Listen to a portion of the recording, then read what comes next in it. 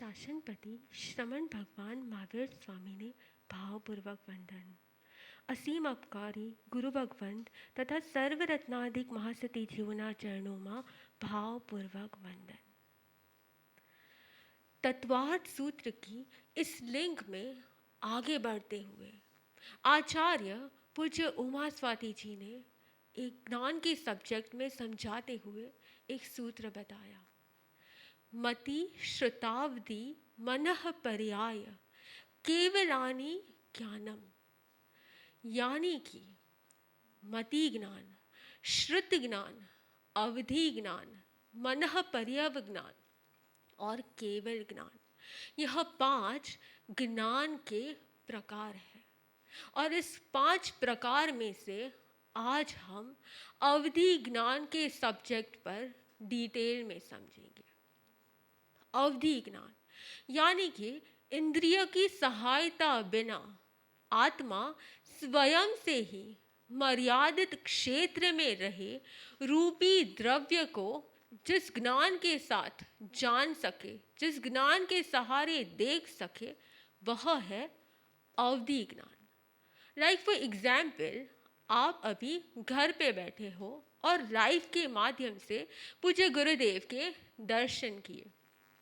पूज्य गुरुदेव के दर्शन के लिए आपको आपकी चक्षु इंद्रिय की यानी कि आपकी आईज की सहायता लेनी पड़ी। यदि आप पूज्य गुरुदेव को याद कर रहे हो, यानी कि आपके माइंड में पहले से पूज्य गुरुदेव की जो इमेज है वह रिफ्लेक्ट होगी और आप पूज्य गुरुदेव को याद करोगे। यानी कि हमें किसी भी ज्ञान की प्राप्ति के लिए इंद्रिय और मन की सहायता लेनी पड़ती है।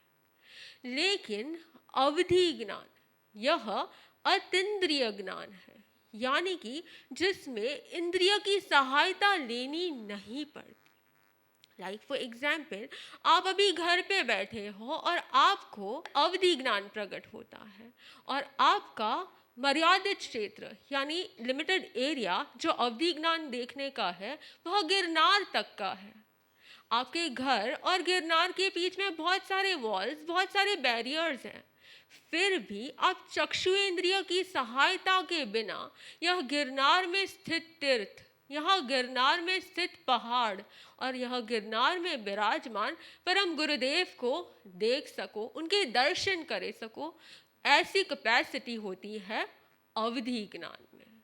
यानी कि अवधि ज्ञान यह प्रत्यक्ष ज्ञान है जिसमें इंद्रिय की सहायता, इंद्रिय का आलंबन नहीं लेना पड़ता। अवधि ज्ञान, मनः पर्यव ज्ञान और केवल ज्ञान, यह 3 प्रत्यक्ष ज्ञान है। और मति ज्ञान और श्रुत ज्ञान जिसमें आत्मा को इंद्रिय की सहायता लेनी पड़ती है, यह परोक्ष ज्ञान है।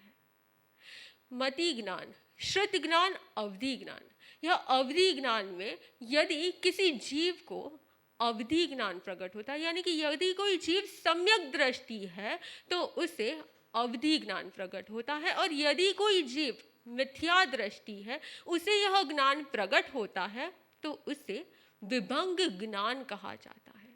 नाउ व्हाट इज अवधि ज्ञान एंड व्हाट इज विभंग ज्ञान? We'll understand with one simplest example.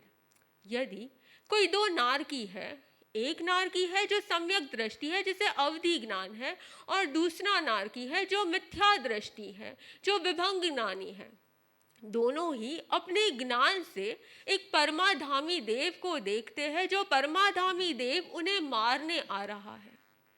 यदि वो दोनों देव को देख रहे हैं तो दोनों को ही वह देव यानी कि वह सब्जेक्ट सेम ही कलर का दिखाई देगा, सेम ही साइज का दिखाई देगा, लेकिन वह सब्जेक्ट समान दिखाई देगा, लेकिन दोनों की परिणति में क्या होगा? डिफरेंस होगा। जो अवधि ज्ञानी नारकी है वह सोचेगा मैंने पास्ट में कोई बुरे कर्म किए हैं जिसके कारण आज मुझे कष्ट मिल रहा है, आज मुझे यह कष्ट भरी सिचुएशन में से पास होना पड़ रहा है। वह सोचेगा कि जो कष्ट मिल रहा है वो मेरे देह को मिल रहा है, मेरा आत्मा उससे भी भिन्न है। और दूसरी तरफ जिसे विभंग ज्ञान है वह नारकी सोचेगा कि यह परमाधामी देव मुझे ही क्यों मार रहा है, वह आत्म ध्यान करने लगेगा, वह दुखी दुखी हो जाएगा, वह भयभीत होकर वहां से भागने का प्रयत्न करेगा, लेकिन वह भाग नहीं पाएगा। यह सोच है एक विभंग ज्ञानी की। हम और एक एग्जाम्पल के साथ समझेंगे। यदि दो मनुष्य है, एक समकिति है और एक मिथ्यात्वी है, एक को अवधि ज्ञान है और एक को विभंग ज्ञान है, और दोनों ही अपने ज्ञान में एक मैंगो ट्री को देख रहे हैं। तो जो अवधि ज्ञानी है वह मैंगो ट्री को देखेगा तो उसे जैसे विभंग ज्ञान को दिखाई देगा, वैसा ही सब्जेक्ट, वैसा ही मैंगो ट्री अवधि ज्ञानी को भी दिखाई देगा। लेकिन अवधि ज्ञान की थॉट प्रोसेस क्या होगी कि कोई अशुभ कर्म के कारण जीव को यह मैंगो ट्री में जन्म लेना पड़ा, यह एकेंद्रिय अवस्था, यह वनस्पति गाय, यह तिर्यंच गति में जन्म लेना पड़ा है। किसी भाव में उसने वृक्ष के प्रति आसक्ति की होगी उस जीव ने, इसीलिए उसे वृक्ष में जन्म लेना पड़ रहा है। लेकिन यदि वह जीव भी अपना आत्म पुरुषार्थ बढ़ाए तो वह सिद्ध गति को प्राप्त कर सकता है। यानी कि वह उसकी थॉट प्रोसेस में अवस्था और अस्तित्व दोनों की संधि करके चिंतन करेगा। और यदि कोई विभंग ज्ञानी उस मैंगो ट्री को देख रहा है तो वो सिर्फ उसके एक्सटर्नल अपीयरेंस को देखेगा, उसकी बाह्य अवस्था को देखेगा और उसमें आसक्त हो जाएगा। यानी एक अवधि ज्ञानी और विभंग ज्ञानी दोनों जिस सब्जेक्ट को देख रहे हैं वो सब्जेक्ट तो समान ही दिखेगा, लेकिन वह सब्जेक्ट को देखने के बाद उसकी जो थॉट प्रोसेस है उसमें अंतर होगा, उसमें डिफरेंस होगा। यह है अवधि ज्ञान और यह है विभंग ज्ञान। आगे बढ़ते हुए अवधि ज्ञान के दो प्रकार हैं, द्विविधो अवधि ही, यानी कि द्विविधो अवधि ही यानी कि अवधि ज्ञान के दो प्रकार हैं। एक है भव प्रत्ययिक अवधि ज्ञान और एक है गुण प्रत्ययिक अवधि ज्ञान। जैसे किसी मछली में तैरने की क्षमता होती है, जैसे किसी पक्षी में उड़ने की क्षमता और शक्ति जन्म से ही होती है, उसी तरह भव के प्रभाव से, भव के ही निमित्तभूत कारण से उस भव में जब जीव जन्म लेता है तो जन्म लेते ही उसे अवधि ज्ञान प्रकट हो जाता है और वह अवधि ज्ञान जन्म से लेके मृत्यु तक रहता है। यदि वह जीव सम्यक भी है तो उसे अवधि ज्ञान, और यदि वह जीव मिथ्यात्वी है तो उसे विभंग ज्ञान प्रकट होता है। यानी भव के प्रभाव से ही जो ज्ञान प्रकट हो वह है भव प्रत्ययिक अवधि ज्ञान। देव गति में देवता, नरक गति के नारकी और मनुष्य गति में जो ज्ञान प्रकट होता है वह है भव प्रत्ययिक अवधि ज्ञान। नेक्स्ट टाइप इज गुण प्रत्ययिक अवधि ज्ञान। एज द नेम सेज, जैसे हमारे अंदर में गुणों की अभिवृद्धि हो, व्रत, नियम, तप, संयम, ऐसे गुण जैसे जैसे डेवलप होते जाते हैं और जैसे अवधि ज्ञान डेवलप होता है, यह है गुण प्रत्ययिक अवधि ज्ञान। यह गुण प्रत्ययिक अवधि ज्ञान गर्भज मनुष्य को प्रकट होता है। गर्भज मनुष्य यानी कि जो गर्भ से उत्पन्न होते हैं, यह गर्भज मनुष्य है। और यह अवधि ज्ञान तिर्यंच पंचेंद्रिय यानी कि संगनी तिर्यंच पंचेंद्रिय को भी उत्पन्न हो सकता है। संगनी यानी कि ऐसे एनिमल बीइंग्स जिसको मन है, जैसे कि एलिफेंट, फिश, काव, ऐसे बहुत सारे पंचेंद्रिय जीव जिसको 5 सेंसेस है, ऐसे एनिमल बीइंग्स, उसे मन हो भी सकता है और उसे मन नहीं भी हो सकता है, लेकिन जिसे मन होता है उसे ही अवधि ज्ञान प्रकट हो सकता है। लेकिन हमारे माइंड में एक क्वेश्चन मार्क होगा, तिर्यंच को कैसे अवधि ज्ञान प्रकट हो सकता है? लेकिन हमने पहले भी समझा, हम जिस क्षेत्र में रहते हैं वह है जम्बू द्वीप, और वह जम्बू द्वीप के बाहर असंख्य द्वीप और समुद्र है।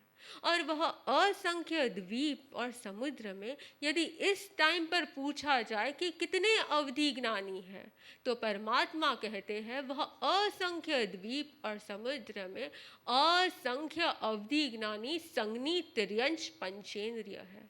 यानी ऐसे तिर्यंच पंचेंद्रिय जिन्होंने श्रावक व्रत, जिन्होंने देश वृत्ति ग्रहण किया है, जो वहाँ पर भी रहकर चौविहार आदि सामायिक प्रतिक्रमण आदि तप साधना से अपने आत्मा को प्रभावित कर रहे हैं।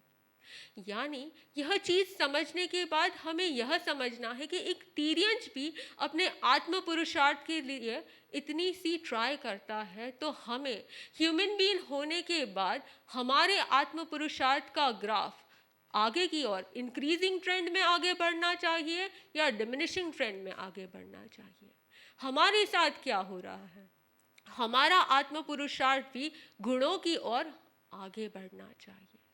यह गुण प्रत्येक अवधि ज्ञान के और भी 6 प्रकार है। उसमें से फर्स्ट टाइप है आनुगामिक अवधि ज्ञान। You may find the words little difficult but the concepts are very simple. आनुगामिक अवधि ज्ञान यानी कि यदि आप रास्ते पर चल रहे हो और आपका शैडो भी नीचे जमीन पर रिफ्लेक्ट हो रहा है, जैसे आप पिक्चर में देख रहे हो एक साधु भगवान चल रहे हैं और उनका शैडो नीचे रिफ्लेक्ट हो रहा है, तो जैसे जैसे आप आगे चलोगे आपका शैडो भी आगे चलेगा। आप आगे और शैडो पीछे रह जाएगा, ऐसा कभी पॉसिबल होगा? आप आगे और शैडो पीछे, ऐसा कभी पॉसिबल नहीं हो पाएगा। बस उसी तरह यह अवधि ज्ञान, जैसे साधु भगवान के साथ उनका शैडो चल रहा है, बस उसी तरह जिस व्यक्ति को यह अवधि ज्ञान है, अवधि ज्ञान भी उसके साथ साथ, वह अवधि ज्ञानी जहाँ जहाँ जाएगा वहाँ वहाँ अवधि ज्ञान भी उसके साथ रहेगा। यह है आनुगामिक अवधि ज्ञान। यह आनुगामिक अवधि ज्ञान के 2 भेद हैं, अंतःगत अवधि ज्ञान और मध्यगत अवधि ज्ञान। मध्यगत अवधि ज्ञान जिसमें सर्व दिशा और विदिशा का ज्ञान होता है। यह अवधि ज्ञान मनुष्य, देव और नारकी को हो सकता है, लेकिन तिर्यंच को कभी नहीं हो सकता। नेक्स्ट इज अंतर्गत अवधि ज्ञान, जिसमें किसी एक या दो दिशा का ही, एक या दो डायरेक्शन का ही ज्ञान होता है। यह अवधि ज्ञान तिर्यंच को सिर्फ अंतर्गत अवधि ज्ञान ही हो सकता है। यानी द फर्स्ट कैटेगरी इज आनुगामिक अवधि ज्ञान। जहाँ जहाँ वह अवधि ज्ञानी जाए वहाँ वहाँ उसे ज्ञान हो, या एक डायरेक्शन का या सारे डायरेक्शन का। यह है आनुगामिक अवधि ज्ञान, द फर्स्ट कैटेगरी ऑफ गुण प्रत्ययिक अवधि ज्ञान। द नेक्स्ट टाइप इज अनानुगमिक अवधि ज्ञान। यानी यदि कोई एक साधक एक एरिया में बैठकर, एक प्लेस पर बैठकर साधना कर रहा है और उसे उस एरिया में वह ज्ञान प्रकट होता है, अनानुगमिक अवधि ज्ञान प्रकट होता है। यदि वह साधक वह एरिया छोड़ के किसी और क्षेत्र में चला जाए तो उसका जो अवधि ज्ञान है वह भी समाप्त हो जाएगा।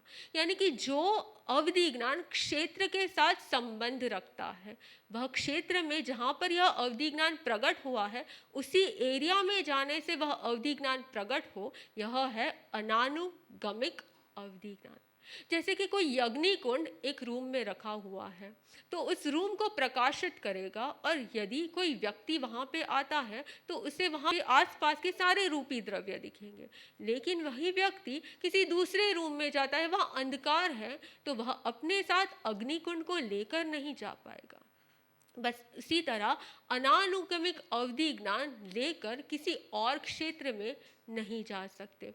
जिस क्षेत्र में वह अवधि ज्ञान प्रकट हुआ है उसी क्षेत्र में वह अवधि ज्ञानी अपने ज्ञान से जान सकता है। यह है सेकेंड टाइप, अनानुगमिक अवधि ज्ञान।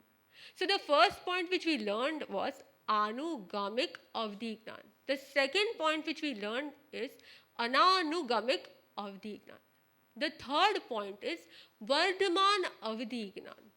वर्धमान यानी कि जिसके भावों में, आत्म भावों में, गुणों में अभिवृद्धि होने के कारण उसके अवधि ज्ञान में भी ग्रेजुअली अभिवृद्धि होती है। जैसे आप पिक्चर में देख सकते हो, एक चंद्रमा है जो धीरे धीरे ग्रेजुअली अभिवृद्धि कर रहा है। उसी तरह यह गुण प्रत्ययिक अवधि ज्ञान भी गुणों की अभिवृद्धि के कारण ग्रेजुअली इस अवधि ज्ञान में भी अभिवृद्धि होती है। यह है वर्धमान गुण प्रत्ययिक अवधि ज्ञान। नेक्स्ट इज ह्रियमान गुण प्रत्ययिक अवधि ज्ञान। ह्यमान यानी कि डाउनफॉल। जब भी अवधि ज्ञानी के आत्मभावों में ह्यमानता आती है, उसके आत्मभाव अविशुद्ध होते हैं, तो ग्रेजुअली जैसे जैसे आत्मभाव अविशुद्ध होते हैं वैसे वैसे उसका अवधि ज्ञान जो उत्पत्ति के समय था, जैसे आप पिक्चर में देख रहे हैं, फर्स्ट जो दिए का प्रकाश है वो बहुत ज़्यादा है, फिर धीरे धीरे ग्रेजुअली वो कम होता जा रहा है। उसी तरह जब अवधि ज्ञान प्रकट होता है तब ज़्यादा होता है, धीरे धीरे गुणों की अविशुद्धि के कारण, संक्लिष्ट भावों के कारण अवधि ज्ञान भी क्या होता है, धीरे धीरे धीरे धीरे कम होता जाता है। यह है ह्यमान गुण प्रत्ययिक अवधि ज्ञान। So the first type was आनुगामिक अवधि ज्ञान, सेकेंड इज अनानुगमिक अवधि ज्ञान, थर्ड इज वर्धमान गुण प्रत्ययिक अवधि ज्ञान, फोर्थ वॉज ह्यमान गुण प्रत्ययिक अवधि ज्ञान। द नेक्स्ट इज प्रातिपातिक गुण प्रत्ययिक अवधि ज्ञान, यानी कि प्रातिपातिक यानी कि यह अवधि ज्ञान हमारे यानी कि अवधि ज्ञानी के भाव जब भी एकदम से अविशुद्ध हो जाते हैं तब यह अवधि ज्ञान भी लुप्त हो जाता है। जैसे आप पिक्चर में देख सकते हो, जो दिया है वो बुझ गया है, यानी कि किसी कारण के कारण, अविशुद्ध भावों के कारण अवधि ज्ञान अचानक से विलुप्त हो जाता है। यानी कि जो अवधि ज्ञान जीवन की कोई भी क्षण में प्रकट होता है और किसी भी क्षण में विलुप्त हो जाता है, यानी कि गुण में ह्यमानता, गुण में अविशुद्धि आने के कारण अवधि ज्ञान क्षीण हो सकता है। यह है प्रतिपातिक अवधि ज्ञान। And the last type is अप्रतिपातिक अवधि ज्ञान। अप्रतिपातिक अवधि ज्ञान जैसे आप पिक्चर में देख सकते हो, एक दिया जिसकी ज्योत अखंड है, जो सदा निरंतर उसका प्रकाश फैला रहा है, यानी कि यह ऐसा अवधि ज्ञान है जो आने के बाद, जो प्रकट होने के बाद कभी भी विलुप्त नहीं होता। यह अवधि ज्ञान तीर्थंकरों को जन्म से होता है, और यदि किसी मनुष्य को यह अप्रातिपातिक अवधि ज्ञान प्रकट होता है तो वह केवल ज्ञान की प्राप्ति के पूर्व की अवस्था तक रहता है, और जब केवल ज्ञान की प्राप्ति होती है तब यह अवधि ज्ञान, मति ज्ञान, श्रुत ज्ञान और मनः पर्यवज्ञान केवल ज्ञान में समाविष्ट हो जाता है। यानी कि हमने अवधि ज्ञान के बारे में फर्स्ट समझा व्हाट इज अवधि ज्ञान। The next point which we learn was what is अवधि ज्ञान एंड व्हाट इज विभंग ज्ञान। उसके बारे में हमने उसके दो भेद के बारे में सीखा, भाव प्रत्ययिक अवधि ज्ञान और गुण प्रत्ययिक अवधि ज्ञान। जो भव के निमित्त से प्रकट होता है वह भव प्रत्ययिक अवधि ज्ञान, और जो गुण के निमित्त से प्रकट होता है वह गुण प्रत्ययिक अवधि ज्ञान। गुण प्रत्ययिक अवधि ज्ञान जो व्यक्ति जहाँ जहाँ जाता है वहाँ वहाँ भी प्रकट हो सकता है, सारे डायरेक्शन में भी प्रकट हो सकता है, किसी एक डायरेक्शन में भी प्रकट हो सकता है, कोई एक क्षेत्र पे भी प्रकट हो सकता है। वह अवधि ज्ञान में अभिवृद्धि भी हो सकती है, वह अवधि ज्ञान घट भी सकता है, उसमें ह्यमानता भी आ सकती है, वह अवधि ज्ञान विलुप्त भी हो सकता है, और वह अवधि ज्ञान केवल ज्ञान में जाकर समाविष्ट भी हो सकता है।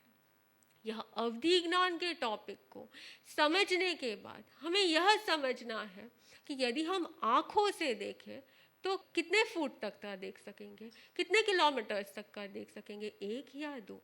लेकिन हमारे आत्मक गुणों में विशुद्धि हो तो हम एक ही स्थान पर बैठकर किलोमीटर्स और किलोमीटर्स के दूर का ज्ञान प्राप्त कर सकते हैं। लेकिन यह सब जानने के बाद, यह अवधि ज्ञान की कॉन्सेप्ट को समझने के बाद भी हमारा लक्ष्य कभी भी अवधि ज्ञान प्रकट करने का नहीं होना चाहिए। हमारा अंतिम लक्ष्य तो हमेशा ही केवल ज्ञान की प्राप्ति का होना चाहिए। लेकिन यह केवल ज्ञान कैसे प्रकट होता है, केवल ज्ञान की प्राप्ति के लिए क्या पुरुषार्थ करना चाहिए, यह केवल ज्ञान के टॉपिक के बारे में हम जानेंगे और समझेंगे। The Sanskrit Sutra Mati Shutavadi Manah Paryaya Kevalani Gnanam which means that the knowledge is of 5 types: Mati Gnan, Shrud Gnan, Avdi Gnan, Manaparya Gnan, and Keval Gnan. In the earlier sessions, we have already understood about these 5 types of Gnan. But today we shall discuss more about Avdi Gnan. What is Avdi Gnan? Why is Avdi Gnan? Who attains this Avdi Gnan? In simple words to understand, Avdi Gnan is a Gnan, a knowledge that is obtained without the help or the support of any of your senses. In simple words, Avdi Gnan is directly obtained from the soul with a bounded limitations. Presently, you all are watching the live, and in this live, you are able to see Param Gurudev. And while you are able to see this Param Gurudev Shri, you are able to see through your senses. Even if you remember about him or you think about it, you see the flash of Param Gurudev, the image of it over your eyes, and that is through your mind. And through your this mind, the actual image is actually stored in your memory. And Avdi Gnan is nothing other than without the usage of any of the senses. Now, to understand more about it, in Tattvat Sutra, Uma Swati ji has propounded 2 types of Avdignan. The one is called as the congenital, that is, which is considered to relate the own person's own condition, that is Bhav Pratyay. When you talk about Bhav Pratyay, it means that a bird has the capacity to fly. A fish has the potential to swim. Similarly, a Bhav Pratyay, it has the capability that you can attain this Avdignan since your birth and it can last till your death. Now, to understand this congenital Avdignan, in simple words, it is the one who has manifested. It means that the manifestation is for the hellish beings and the celestial beings. And Tirthankars are the ones who have this Avdignan since their birth. Now, the second one is the acquired, that is Gun Pratyay Avdignan. Now, to in a very simplified words, the Gun Pratyay Avdignan means the one who has acquired the qualities through their tap and sayam, and the one who has completely destroyed their Gnanavarni karmas. Now, in this, the humans and the animals are the ones who can manifest this acquired Avdignan. Now, Avdignans are of 6 types. The first one is Anugamik Avdignan, which means that when a person is walking down the roads, and while walking down the roads, the person sees their own shadow. So, when a person is seeing the shadow, it means that the person who walks down the road, the shadow follows it. Similarly, the person who has this Anugamik Gnan, the actual knowledge, wherever the person moves, the knowledge moves around with it. But in case of Ananugami Gnan, which means that it does not follow, it means that the person, wherever the person has attained the Avdi Gnan, the person actually sustains the Avdi Gnan only in those certain boundaries. If the person moves out of the boundary, then the person no longer persists it. The third one, what we talk about here, is the Vardhaman Gun Pratyay Avdignan, which means that as we had seen an example of a moon, where we said that the moon keeps on changing its shape from the waning crescent to the full moon. So, a person who has attained this Avdignan slowly and slowly, due to the purity of its form, that is, the purity of its soul, the person is able to attain this Gnan.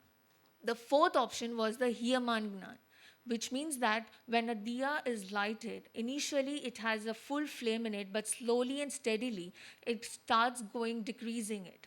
The fifth one that we talked about was the Pratipati Gnan.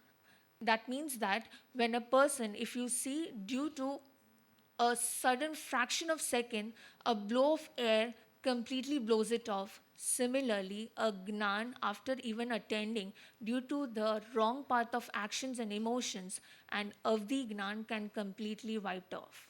And the last one is the apratipatik avdi gnan, which means that this gnan, this avni gnan lasts forever. That means that it was an example of a diya which lasts forever. That means that any avdignan, if it is attained as an apratipadik, it never wipes out, it sustains till the end. So, in a very short way, avdignan, who attains the avdignan, what are the types of avdignan, and who shall sustain the avdignan was explained in this discussion.